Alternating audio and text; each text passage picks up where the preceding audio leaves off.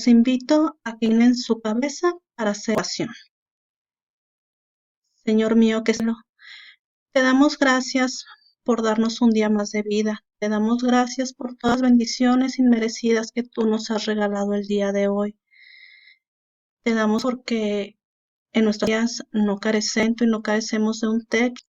Te pedimos, Señor, que el día de hoy nos ayude a dar entendimiento al tema que vamos a tocar. Te pedimos que pongas en la boca de esa docente las preguntas para poderlas hacer llegar a oír de estos jóvenes que tienen todavía mucho que aprender, aprendan a defender tu palabra. Todo lo pedimos no por mérito, sino por tu Hijo, nuestro Jesucristo. Amén. Buenos días, chicos. Esta va a ser la nueva forma que vamos a estar tomando nuestras clases, así que bienvenidos a nuestras clases. Como se pudieron dar cuenta, desde antes de salir de vacaciones, nosotros comenzamos con el bloque número 4, el cual está titulado La evolución biológica. Aquí nosotros tocaremos todos los temas que tienen que ver con la evolución, tanto natural como artificial. Como primer tema, nosotros tenemos los antecedentes y la teoría de la evolución de Darwin iguales. Así que comencemos, chicos. Primero, antes de comenzar, tenemos que hablar sobre el origen de la vida en el planeta. A lo largo de la historia, nosotros sabemos que se han formado diferentes tipos de teorías. ¿Por qué? Porque el hombre siempre ha buscado responder el cuestionamiento de dónde venimos, de dónde procedemos, cómo fuimos creados. De acuerdo a esto, la primera teoría que se tiene registrada es la del filósofo Aristóteles. La teoría del filósofo Aristóteles fue denominada como el fijísmo aristotélico. ¿De qué nos hablaba esta teoría? El fijísmo aristotélico nos habla de que Aristóteles pensaba que todas las cosas que que existen actualmente en la Tierra, siempre han sido como son ahorita, que nunca han tenido ningún cambio, que a lo largo del tiempo han sido inmutables. Por ejemplo, ¿qué nos quiere decir esto? Aristóteles pensaba que el pájaro que nosotros vemos por nuestra ventana siempre ha sido igual. Nunca ha tenido ninguna modificación, ningún cambio. Siempre ha sido de la misma manera, así tal cual nosotros lo vemos. Que un perro siempre ha tenido esas mismas características, que los conejos siempre han tenido esas mismas características, al igual que el hombre siempre ha sido de la misma manera y nada ha sido cambiado. También dentro de este pensamiento del fijismo, Aristóteles dio una representación de la concepción que él tenía. Él hizo un esquema jerárquico en donde la jerarquía más alta la encabezaba el hombre. Por debajo, en el peldaño inferior, se encontraban las especies como los gusanos. Dentro de los peldaños intermedios ya se encontraban las especies como como los peces, como los insectos, los pájaros. Un poquito más arriba, como lo vemos, están los simios. Y arriba de los gusanos están las plantas. Esta es la concepción que tenía Aristóteles sobre la jerarquía de cada ser vivo. De aquí nosotros nos pasamos a la teoría de la catástrofe o el catastrofismo. ¿De qué nos habla la teoría de la catástrofe? La teoría de la catástrofe fue propuesta por el naturalista Georges Cuvier en el siglo XIX. Cuvier fue denominado como el padre de la paleontología. Él era un influente y firme opositor a la evolución.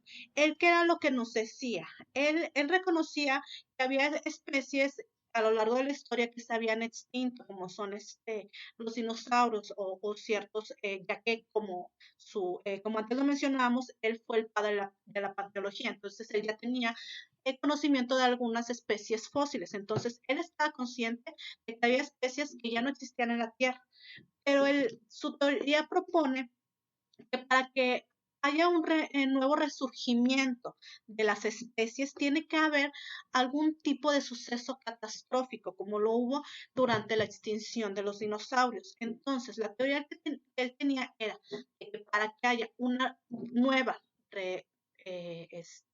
resurgimiento de los seres, tiene que haber una catástrofe. Sin catástrofe no va a haber nueva creación de seres. Él pensaba que estos seres eran puestos o se llenaban por ciertas creaciones divinas, por algún tipo de poder superior. Simplemente venía una catástrofe, había una extinción y este ser divino hacía que se poblara otra vez la tierra, de cierta manera.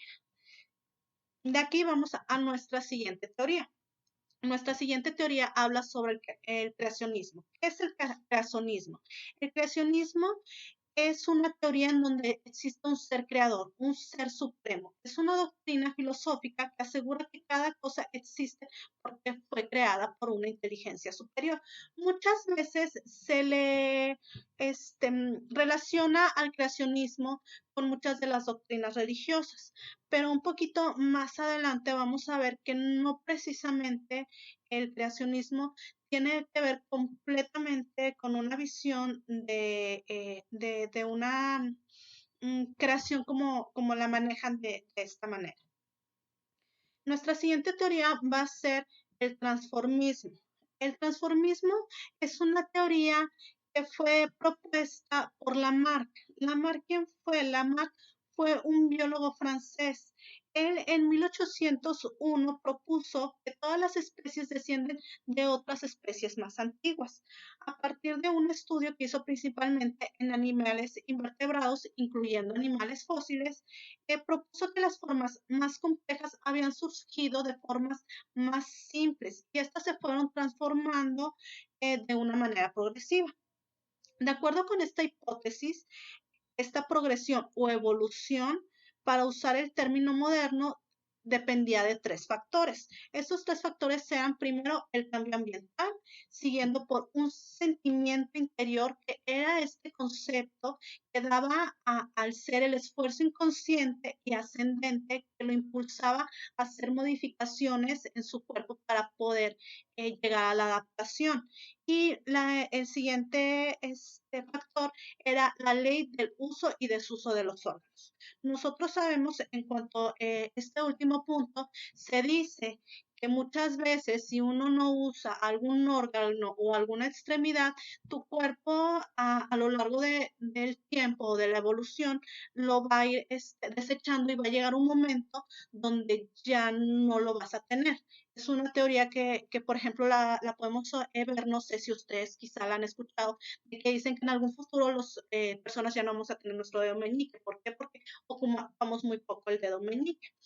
Vámonos, el ejemplo más representativo primero es la jirafa del Lamarck. Vamos a ponerla un poquito con estas dos primeros factores que Lamarck pensaba.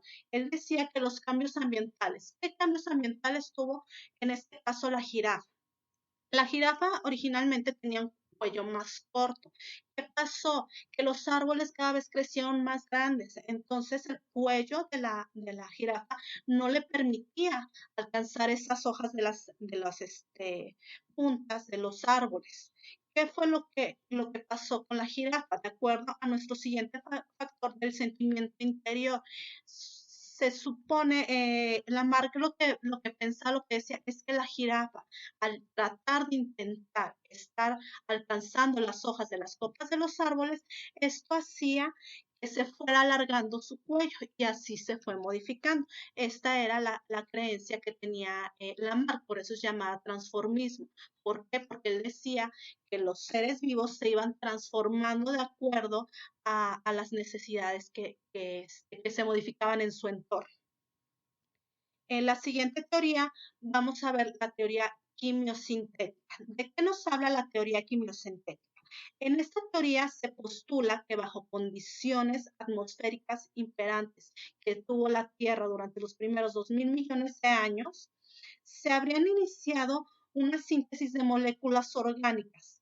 estas eventualmente habrían adquirido una mayor complejidad al tomar agregados moleculares, lo que finalmente habrían desarrollado actividades metabólicas semejantes a los organismos más simples que hoy lo conforman. Entonces, ¿de qué nos habla nuestra teoría quimiosintética? Nuestra teoría quimiosintética nos habla de que a principios de la creación del universo había ciertas condiciones de humedad, de altas temperaturas, etc., lo cual provocó de cierta manera, por así decirlo, un cultivo microbiano. Estos seres básicos encontraron la forma de irse juntando para poder hacer organismos más complejos.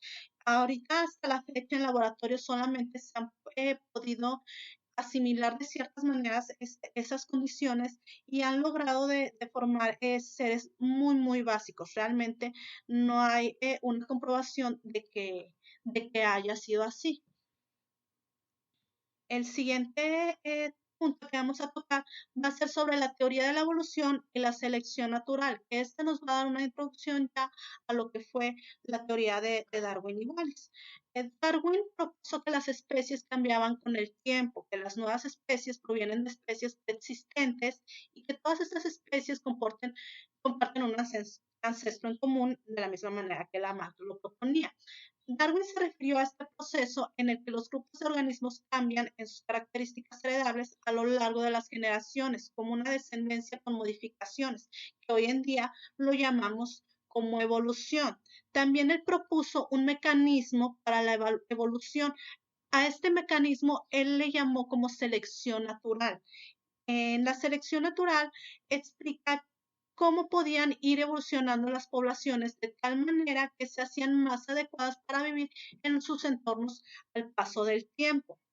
El concepto de selección natural de Darwin está basado en ciertas observaciones fundamentales. Entre ellas son que los rasgos a menudo son heredables, que se produce más descendencia de la que se pueda sobrevivir y que la descendencia va variando de los rasgos heredables. Un ejemplo, con los conejos. Los conejos, ¿por qué producen más descendencia de la que puede sobrevivir? Esto lo hacen para que se pueda preservar su especie, ya que son este, especies que están hasta abajo dentro de la cadena alimenticia. Estos son fáciles presas para muchos depredadores. Entonces, ¿qué pasaría si un conejo tuviera muy poquitos conejitos? Lo que va a pasar es que se va a llegar a una extinción de la especie. ¿Por qué? Porque iban a ser más los seres que se comen, que son depredados, a los que podrían sobrevivir.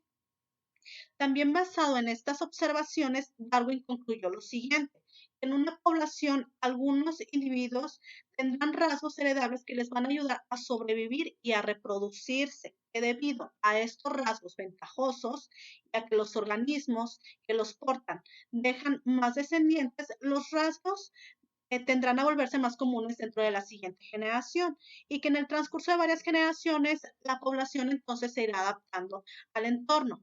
Regresamos al mismo punto de los conejos. Ya vimos que iban a tener muchos conejitos y que muchos de ellos iban a ser depredados. ¿Qué va a pasar con los conejos que no fueron depredados? Probablemente esos conejos no fueron depredados porque tenían ciertas características por así llamarlo, mejores que los que sí fueron depredados. A lo mejor eran conejos más rápidos, conejos más fuertes. Entonces, ¿qué va a pasar? Que estas características de que eran conejos más rápidos y más fuertes van a ir pasando a su descendencia. ¿Por qué? Porque los conejos que no tenían características tan favorables fueron depredados. Esto va a hacer que la especie cada vez se haga mejor. ¿Por qué? Porque solamente van a estar sobreviviendo de cierta manera las especies que estén mejor preparadas.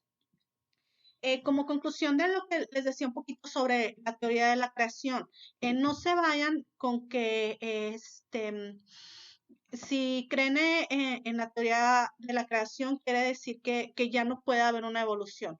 Muchos científicos, muchos investigadores y demás creen en un ser superior. No realmente, no creen en un ser, no le dan un nombre específico, pero sí creen en un ser superior. nosotros sabemos, bueno, nosotros en nuestra principal doctrina, pues obviamente creemos en la creación por un ser superior. Y realmente en la ciencia todavía no se ha logrado demostrar de dónde viene el hombre. Realmente, como lo vimos, hay diferentes tipos de teorías. La más aceptada, pues obviamente es la teoría evolutiva. Pero también dentro de los científicos se sabe que hay una partícula que es denominada como la partícula de Dios. Esta partícula fue la que propició toda la generación del universo y se llama así porque es una partícula que todavía no es encontrada. Entonces, el hecho de que uno crea en un creacionismo tampoco quiere decir que esté peleado con que no pudiera haber, no existiera algún tipo de selección natural. Por último, vamos a ver este video, el cual nos engloba un poquito cada una de nuestras teorías.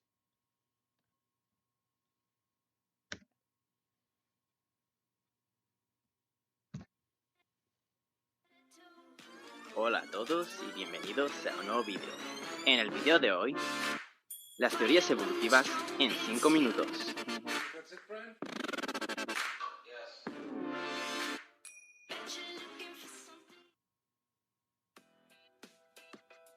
Para poder entender las teorías de la evolución, primero debemos saber qué es evolución. Empezaremos definiendo este término. A lo largo de nuestra existencia, los seres humanos nos hemos preguntado de dónde venimos. Los naturalistas respondieron a esto como la evolución.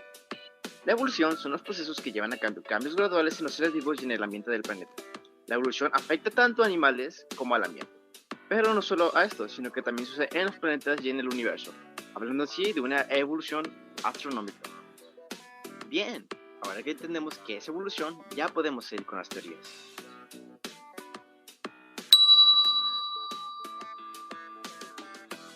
El conde Buffon fue el primer hombre que propuso una teoría de la evolución. Él estableció la teoría de las transformaciones infinitas, en la cual se establecía que Dios creó un puñado de especies y de estas descendieron todas las demás. James Hutton, geólogo, médico, naturalista y químico experimental escocés, fue uno de los primeros desarrolladores de la teoría uniformista, la cual empezó a formularse en 1785. Él toma dos corrientes de pensamiento, una que sostiene que el agua es la causante de la superficie de la Tierra y otra que defiende que la acción volcánica es la causante de esta. Para Hutton, ambos pensamientos son válidos, por lo que él, en su teoría, defendió que eran ambas causas las mismas que habían actuado a lo largo de la historia del planeta para conformar la superficie. La teoría de Lamarck, propuesta en 1809 en su obra Filosofía Zoológica, propone que la evolución de las especies se originaría a causa de los cambios ambientales, debido a que estos determinan el uso o el desuso de ciertos órganos, provocando que estos se desarrollen o se atrofien, haciendo que las modificaciones al organismo pasen de manera hereditaria. La teoría de Lamarck se suele resumir en la frase: la función crea el órgano y la herencia fija el cambio en los descendientes. El claro ejemplo de esta teoría es la evolución de las jirafas, ya que estos animales se han tenido que ir adaptando debido a sus condiciones ambientales.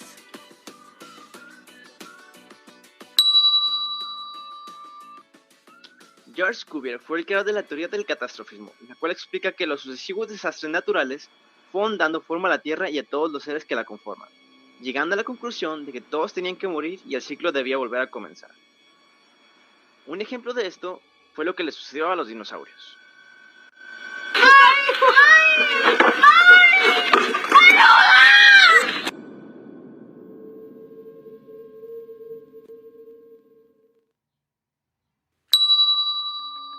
El geólogo británico Charles Lyell no estaba convencido con la teoría del catastrofismo, por lo que durante la tercera década del siglo XIX se dedicó a plantear lo que sería el uniformismo.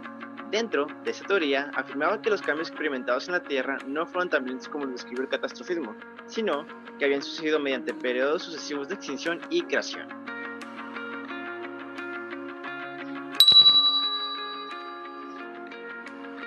Charles Darwin creó la teoría de la evolución, en la cual logró demostrar que las especies cambian mediante un proceso de modificación, basado en la idea de que el mundo está en constante cambio y por ende las especies que lo habitan deben cambiar con él. Y como cada especie es diferente entre sí, dedujo que todos debían tener un ancestro en común, el cual permitió la aparición de variaciones estables y la eliminación de organismos menos aptos para la supervivencia del más fuerte.